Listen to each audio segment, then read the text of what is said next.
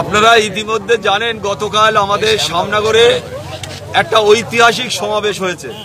সেই সমাবেশে হাজারে হাজারে মানুষ পোলেরার 2 নম্বর অঞ্চলে বেরিয়েছে।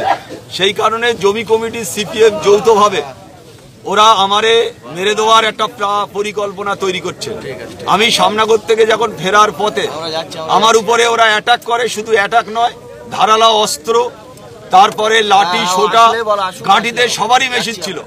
আমরা সেইভাবে আমাকে অ্যাটাক করে কোন রকম ভাবে আমার সিকিউরিটি, আমার কিছু ওখানকার লোকেরা আমার উদ্ধার করে, আমার গাড়ি ভাঙচুর করেছে, আমার উপরে অ্যাটাক করেছে। হয়তো আমি আহত হয়নি, কিন্তু আমার গাড়িটা ভেঙে দিয়েছে বা আমার কর্মীদের ওখানে আঘাত হয়েছে।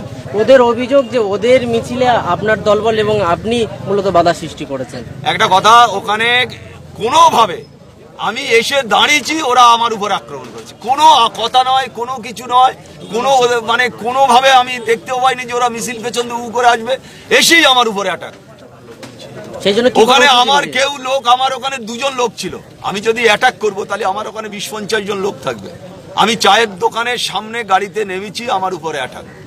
শুধু অ্যাটাক নয়, তাদের হাতে আগ্নেয়াস্ত্র সহ আমার উপরে অ্যাটাক। ওদের একটা পরিকল্পনা ছিল। আমি যখন ওখান থেকে যাই, ওরা দেখেছে আমি ফিরছি, আমি আড়া থেকে ফিরেছি, গিয়েছি 15 মিনিটের মধ্যে আড়া থেকে ফিরেছি। ওদের পরিকল্পনা ছিল যে আরাবুল ফিরবে, আরাবুলের উপরে অ্যাটাক করবো। ওদের একদম পরিকল্পনা। আমরা অলিক চক্রবর্তী, মির্জা হাসান, সাজারুল কাজারুল, অলি মোহাম্মদ, আমরা এদের অ্যারেস্ট চাই। না হলে আমাদের আন্দোলন কর্মসূচি চলতে থাকবে, বন্ধ থাকবে না।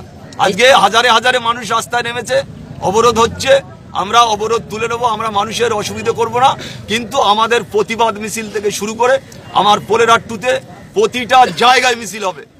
আজকে আমি শুধু প্রশাসনের কাছে আমি অনুরোধ করছি যে অবিলম্বে এদের অ্যারেস্ট চাই। অ্যারেস্ট না হলে এলাকায় কি হবে, শান্তি বজায় রাখার দায়িত্ব প্রশাসনের, আমাদের নয়। Press the bell icon on the YouTube app.